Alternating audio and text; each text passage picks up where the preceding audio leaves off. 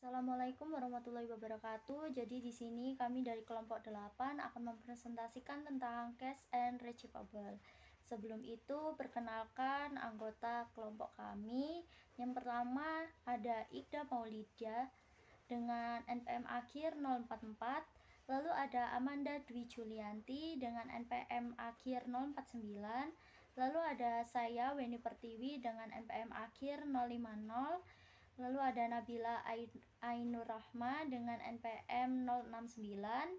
Lalu ada Lasma Dwi Ekasari dengan NPM akhir 083. Dan yang terakhir ada Muhammad Dimas Farobi dengan NPM akhir 345.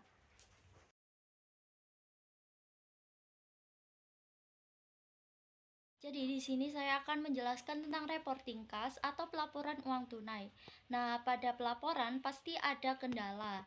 Nah, beberapa kendalanya yaitu setara kas. Setara kas itu apa? Setara kas merupakan investasi jangka pendek yang mudah dikonvert menjadi jumlah kas yang diketahui dan resiko perubahan nilai yang tidak signifikan. Yang berikutnya ada uang tunai yang dibatasi. Uang tunai yang dibatasi yaitu uang yang tidak dapat digunakan secara bebas karena adanya batasan atau keterikatan tertentu. Nah, ada beberapa contoh kas yang disisihkan untuk tujuan tertentu, yaitu kas kecil, penggajian, dan dana dividen. Yang berikutnya ada bank overdraft, yaitu merupakan ketika perusahaan menulis cek lebih dari jumlah yang ada pada rekening kas. Jadi perusahaan harus melaporkan di bagian kewajiban lancar dan menggabungkannya dengan jumlah yang dilaporkan sebagai utang usaha. Nah, yang berikutnya ada summary cash related item yang merupakan kas dan setara kas, mencakup alat tukar dan sebagian besar merupakan instrumen yang dapat dinegosiasi jika item tersebut tidak dapat dikonversi menjadi koin atau mata uang. Nah, perusahaan yang mengklasifikasikan secara terpisah sebagai investasi, piutang, dan juga biaya prabayar. Perusahaan memisahkan dan mengklasifikasikan kas yang tidak tersedia untuk pembayaran kewajiban yang saat jatuh tempo di bagian aset tidak lancar.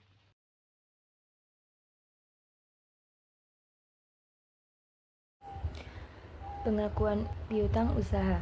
Prinsip pengakuan pendapatan menunjukkan bahwa perusahaan harus mengakui pendapatan ketika memenuhi kewajiban kinerjanya dengan mengalihkan barang atau jasa kepada pelanggan. Konsep perubahan kendali merupakan faktor penentu dalam menentukan kapan kewajiban kinerja terpenuhi dan piutang usaha diakui. Pengukuran harga transaksi. Harga transaksi adalah jumlah imbalan yang diharapkan diterima perusahaan dari pelanggan sebagai imbalan atas pengalihan jasa atau barang. Pertimbangan variabel dalam piutang usaha yaitu harga barang atau jasa terkadang dipengaruhi oleh kejadian di masa depan yang mana perlu dipertimbangkan dalam pencatatan piutang usaha. Ada beberapa faktor utama, yaitu yang pertama diskon dagang atau disebut dengan trade discount, yaitu potongan harga yang diberikan untuk menghindari perubahan katalog yang sering terjadi, yaitu menyesuaikan harga untuk kuantitas berbeda atau menyembunyikan harga asli dari pesaing. Untuk pencatatan piutang usaha dicatat setelah dikurangi diskon dagang. Contohnya yaitu harga jual $90 dikurangi dengan diskon dagang 40% menjadi $54. Piutang usaha yang dicatat adalah $54. Yang kedua ada diskon tunai atau disebut dengan cash discount atau sales discount, yaitu potongan harga yang diberikan untuk mendorong pembayaran lebih cepat, misalnya 2/10 M/30. Nah, untuk 2/10 ini jika pelanggan membayar dalam waktu 10 hari setelah tanggal faktur, mereka dapat mengambil diskon sebanyak 2%. Nah, untuk N/30 ini jika pelanggan tidak membayar dalam waktu 10 hari, untuk mendapatkan diskon jumlah penuh atau net faktur harus dibayar dalam waktu 30 hari. Untuk metode pencatatannya ada metode neto dan bruto. Untuk yang neto yaitu piutang dicatat sebesar jumlah yang diperkirakan akan diterima atau setelah dikurangi diskon jika diperkirakan akan diambil. Jika diskon tidak diambil, selisihnya dicatat sebagai diskon penjualan yang dihilangkan. Untuk metode bruto yaitu piutang dicatat sebesar nilai bruto, yaitu diskon penjualan dicatat saat pembayaran diterima dalam periode diskon sebagai pengurangan dari penjualan. Untuk pertimbangannya yaitu metode bruto lebih umum digunakan karena lebih praktis, terutama jika periode penagihan relatif singkat.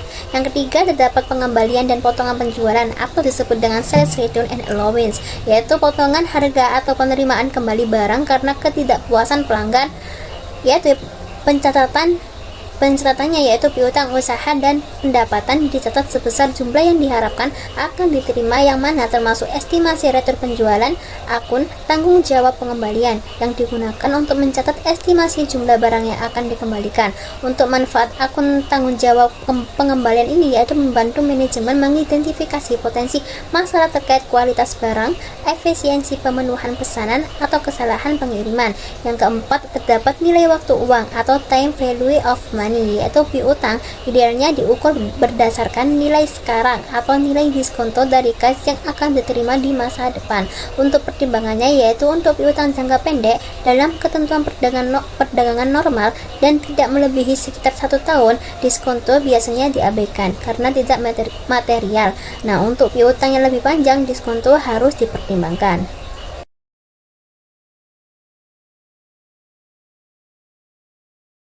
Penilaian piutang usaha yaitu dalam menjalankan bisnis dengan sistem kredit, perusahaan seringkali menghadapi risiko bahwa sebagian piutangnya tidak dapat ditagih. Untuk kerugian akibat piutang tak tertagih ini diakui sebagai beban utang tak tertagih atau beban piutang tak tertagih dan merupakan bagian yang tak terhindarkan dari bisnis kredit.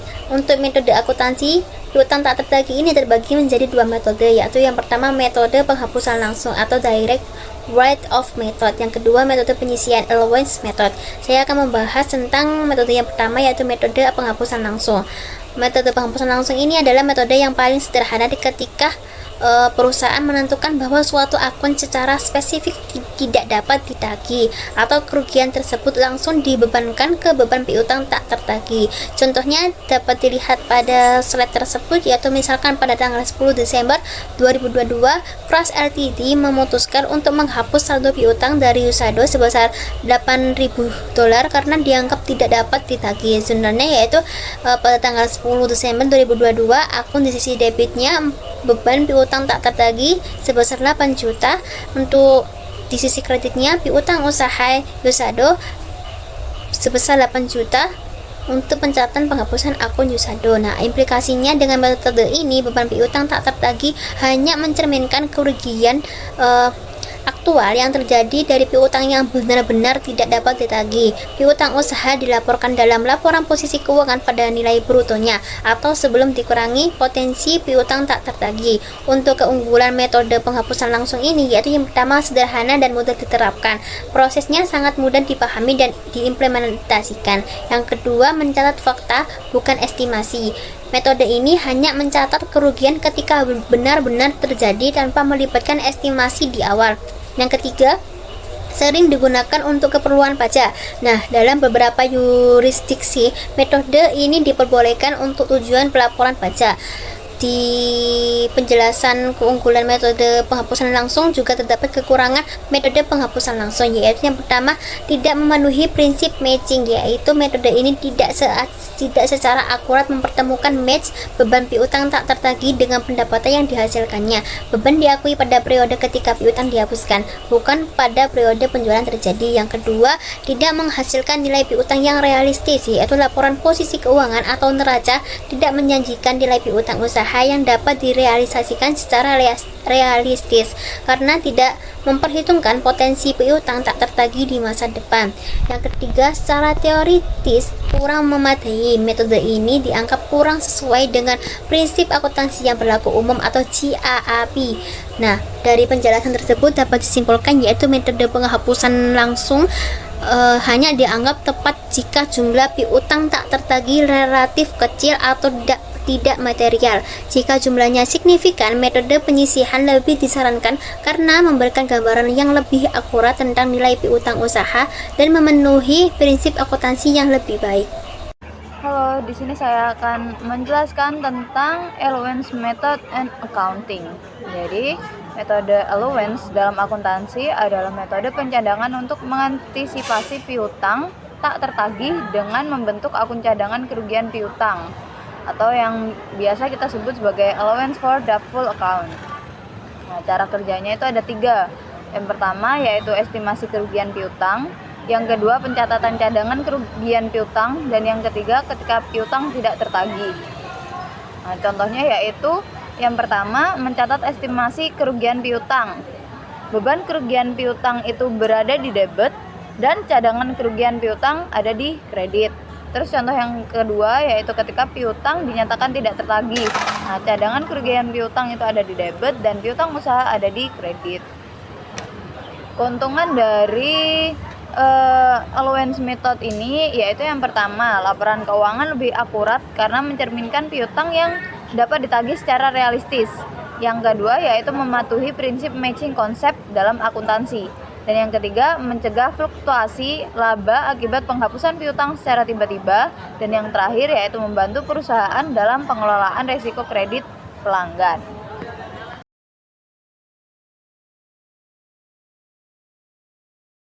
Lalu selanjutnya saya akan menjelaskan tentang recognition of notes receivable. Apa sih itu? Jadi wesel tagih adalah piutang yang didukung oleh janji tertulis atau promissory note dari pihak yang berutang untuk membayar jumlah tertentu pada tanggal yang telah disepakati sebelumnya.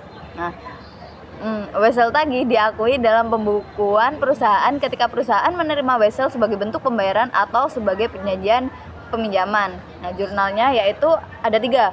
Yang pertama, ketika perusahaan menerima wesel tagih. Nah, jika wesel diterima sebagai pengganti piutang usaha, maka wesel tagih berada di debit dan piutang usaha berada di kredit. Nah, jika wesel diterima dari pemberian pinjaman, maka wesel tagih ada di debit dan kas berada di kredit. Yang kedua, yaitu ketika wesel tagih jatuh tempo dan dibayar, maka kas berada di debit dan wesel tagih dan pendapatan bunga berada di kredit. Yang ketiga, jika wesel tidak dibayar atau wesel tak tertagih. Wesel yang tidak dibayar pada jatuh tempo dapat dikonversi kembali menjadi piutang usaha. Nah, piutang usaha ini berada di debit dan wesel tagih dan pendapatan bunga berada di kredit. Nah, jika diperkirakan tidak akan ditagih, dicatat sebagai beban kerugian piutang. Dalam jurnalnya ditulis beban kerugian piutang berada di debit dan piutang usaha berada di kredit. Demikian. Nah, melanjut dari materi teman saya sampaikan, saya akan menjelaskan tentang valuation notes receivable atau penahan wesel tagih. Perhitungan dari estimasi ini terlibat dari wesel tagih jangka pendek dalam pencatatan beban piutang tidak tertagih serta penyisihan yang terkait dengan adalah persis sama dengan pencatatan untuk piutang. Jadi wesel tagih sama piutang itu sama, hampir sama, nggak ada bedanya. Akibatnya perusahaan sering menggunakan salah satu metode penilaian kolektif atau persentase penjualan atau persentase piutang untuk mengukur kemungkinan penurunan nilai. Namun demikian, piutang jangka panjang seringkali melibatkan masalah tambahan estimasi, misalnya dengan wesel tagih dapat berubah dari waktu ke waktu seiring dengan diskonto atau premi diamortasi. Selain itu juga piutang tersebut berbeda dalam periode perbedaan signifikan antara nilai wajar dan nilai perolehan diamortasi sering terjadi. Dalam kasus wesel tagih jangka panjang, uji penurunan sering dilakukan dengan cara penilaian individu bukan dengan penilaian kolektif. Dalam situasi ini rugi penurunan diukur. Misalnya, kita asumsikan saja bahwa Tense Income atau Tense Company memiliki wesel tagih dengan nilai tercatat sebesar $200.000. Mortgage Company debitur ingin mengindikasi bahwa mereka mengalami kesulitan keuangan. Tensko memutuskan bahwa wesel tagih mortgage mengalami penurunan nilai. Transco menghitung nilai sekarang arus kas masa depan diskontokan dengan suku bunga efektif awalnya menjadi $175. Dihitung kerugian atas penurunan nilai adalah di kolom yang saya cantumkan. Nah, wesel tagih itu 200, terusan ya nilai tagihnya 175. Nah, nilai penurunan nilainya adalah $25. Nilai sekarang wesel diskonkan akan suku bunga efektif awal umumnya akan sama dengan nilai wajar wesel. Artinya suku bunga pasar yang digunakan untuk diskonto umumnya berbeda dengan suku bunga efektif. Awalnya ISAB menunjukkan bahwa pendekatan ini akan menghasilkan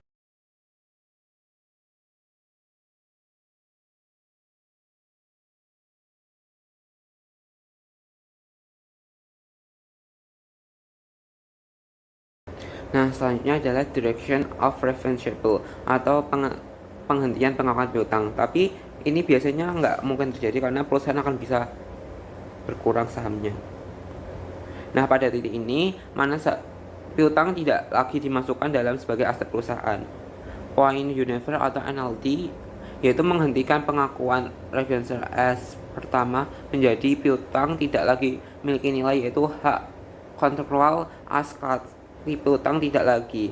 Misalnya jika Unilever memperkirakan piutang di pelanggan menyatakan keberangkutan, maka piutang ini berasal dari penagihan piutang saat jauh tempo. Perusahaan BI atau Bank Indonesia menghapuskan piutang dari pembukaan perusahaan tersebut. Dalam kedua, Unilever tidak lagi memiliki hak kontraktual atas piutang tersebut. Akibat piutang tersebut dihentikan pengakuan. Situasi kedua terjadi jika Unilever mengalihkan misalnya medical piutang ke perusahaan lain, sehingga pengalihan risiko dan manfaat kepemilikan perusahaan ini lain, misalnya Grants Company menjual piutang kepada Hold Lock atau pengalihan penjual risiko dan memanfaatkan kepemilikan hak Hold, maka piutang tersebut dihentikan pengakuannya. Meskipun panduan ini sangat mudah, kadang sulit untuk menilai apakah hanya berapa atau sudah semua resiko manfaat kepemilikan piutang ini berhasil dialihkan. Nah, sekian dari penghentian piutang tersebut. Yang terakhir ada presentation and analysis. Jadi ini dibagi menjadi dua. Bagian receivable itu yang pertama ada memisahkan dan melaporkan jumlah tercatat dari berbagai kategori piutang. Yang kedua menunjukkan piutang yang diklasifikasikan sebagai lancar atau tidak lancar dalam laporan posisi keuangan. Yang ketiga mengimbangi akun penilaian piutang yang mengalami penurunan nilai dengan tepat, termasuk pembahasan penurunan nilai yang ditentukan secara individual dan kolektif. Yang keempat mengungkapkan nilai wajar piutang dengan cara yang memungkinkan berbandingan dengan jumlah tercatat piutang. Yang kelima, pengumpulan informasi untuk menilai risiko kredit yang melekat pada piutang. Yang keenam, ungkapan piutang yang dijadikan agunan. Dan yang terakhir, ungkapan semua konsentrasi risiko kredit yang signifikan yang timbul dari piutang. Nah, di bagian receivable turnover ini, analisis sering menghitung rasio keuangan untuk mengevaluasi likuiditas piutang perusahaan. Nah, untuk menilai likuiditas piutang, kita itu menggunakan perputaran piutang. Rasio ini mengukur berapa kali rata-rata perusahaan menagih piutang selama periode yang ditentukan. Nah, rasio itu dihitung dengan membagi penjualan bersih dengan rata-rata bersih piutang yang beredar selama tahun yang ditentukan. Secara teoritis, seharusnya hanya mencakup penjualan kredit bersih. Namun, jika jumlah relatif penjualan kredit dan tunai tetap cukup konstan, nah tren ini yang ditujukan oleh rasio tersebut akan tetap berlaku kecuali faktor musiman yang signifikan. Rata-rata piutang yang beredar dapat dihitung dari saldo awal dan akhir piutang dagang bersih. Terima kasih dan mohon maaf bila ada salah kata atau pengungkapan selama video ini, dan saya berharap informasi yang telah kami berikan dapat memberikan wawasan baru bagi kita semua.